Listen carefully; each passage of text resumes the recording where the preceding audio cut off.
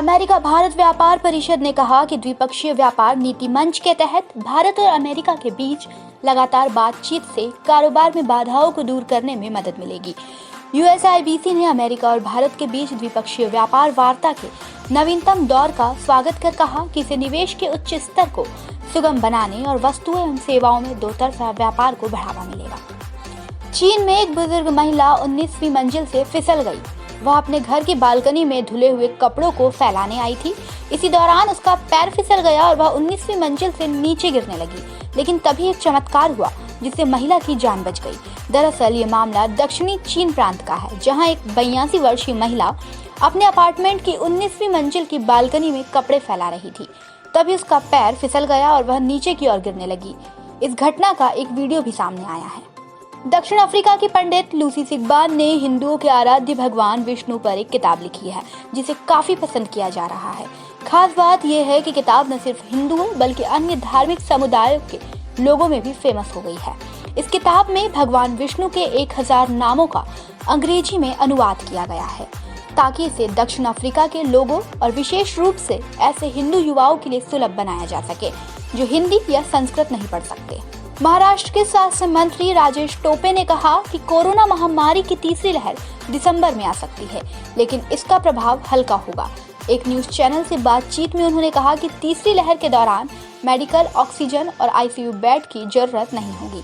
उन्होंने कहा तीसरी लहर माइल्ड रहने की उम्मीद है और साथ ही उस समय मेडिकल ऑक्सीजन और ICU बेड की आवश्यकता नहीं पड़ेगी। महाराष्ट्र में 80% नागरिकों को टीका लगाया जा चुका है।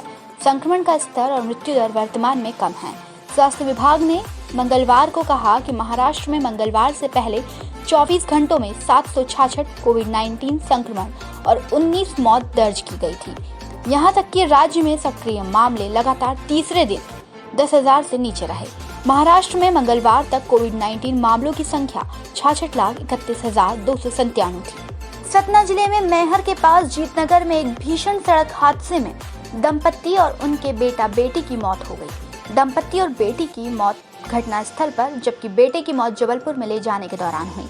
मैहर स्थित उपाध्याय मोबाइल के संचालक सत्यम उपाध्याय, पत्नी मेनका, 10 साल की बेटी शानी और 8 साल के बेटे स्नेह के साथ सतना से वापस मैहर लौट रहे थे। तभी जीतनगर में ट्रक ने उनके कार को टक्कर मार दी और करीब 50 फीट तक घसीटता लेकर गया। घटना बुधवार रात 11:30 बजे की है। बताया जा रहा है कि टायर फटने के बाद ट्रक रुका। बीजेपी ने मिशन 2023 की मैदानी रणनीति बनाने से पहले विधायकों का फीडबैक लिया।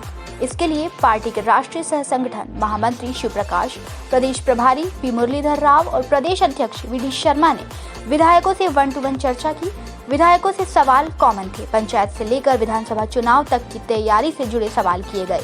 अधिकतर विधायकों ने जवाब देने से पहले अपना दर्द बयां कर दिया। दिल्ली के रामलीला मैदान में कांग्रेस एक बड़ी रैली आयोजित करेगी, जिसमें कांग्रेस आला कमान से लेकर कांग्रेस की सत्ता वाले सभी राज्यों के प्रदेश अध्यक्ष, मुख्यमंत्री समेत बड़ी संख्या में पार्टी के कार्यकर्ता शामिल होंगे।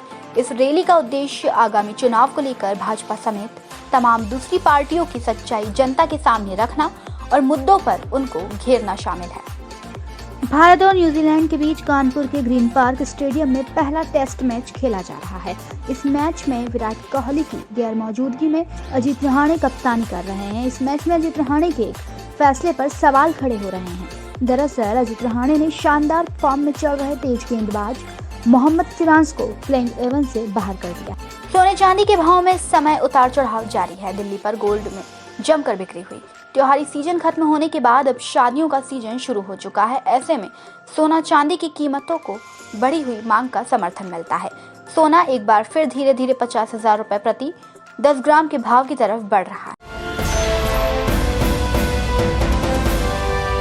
खबरों के लिए सब्सक्राइब करें JSR टाइम्स और साथ ही नोटिफिकेशन पाने के लिए बेल आइकन को दबाएं।